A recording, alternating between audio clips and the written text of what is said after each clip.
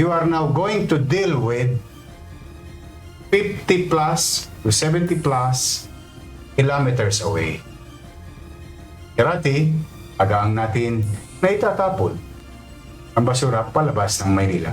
Ngayon ay magkakaroon ng pagbagal. Nangangamba si Manila Mayor Isko Moreno sa posibleng pagbagal ng pagtatapon ng basura palabas ng lungsod. Ito ay matapos ang opisyal na pagsasara ng Navotas Sanitary Landfill. Kinumpirma ni Mayor Isko na nakatanggap siya ng sulat mula sa Metropolitan Manila Development Authority o MMDA na nag-aabisong ilipat ang basura ng Maynila sa New San Mateo Sanitary Landfill sa Rizal. Ayon sa alkalde, batid niya na mas hahaba ang biyahe at inaasahan na babagal ang pag-ikot ng mga truck ng basura.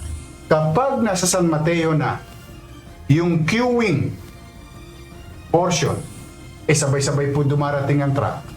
So it will take time. So ibig sabihin, babagal yung palikan.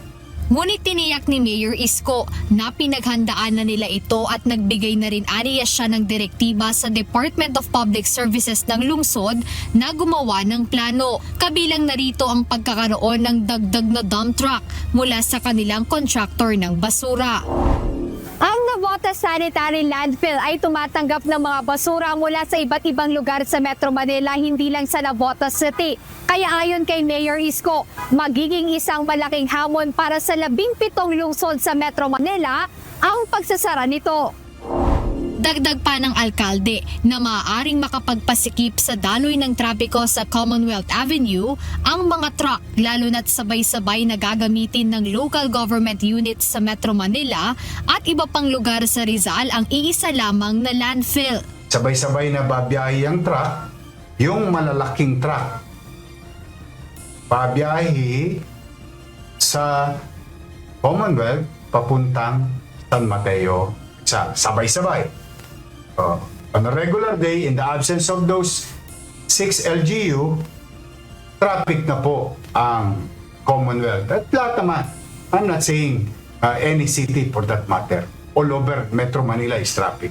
More so, if there will be a merger or convergence of big trucks in Commonwealth towards San Mateo. Aminado ang alkalde na ang pagbabagong ito ay may karagdagang gastos para sa lungsod.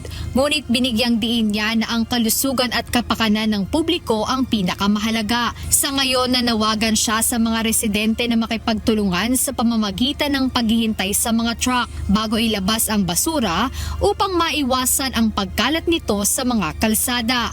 Jedne Resina, UNTV News and Rescue.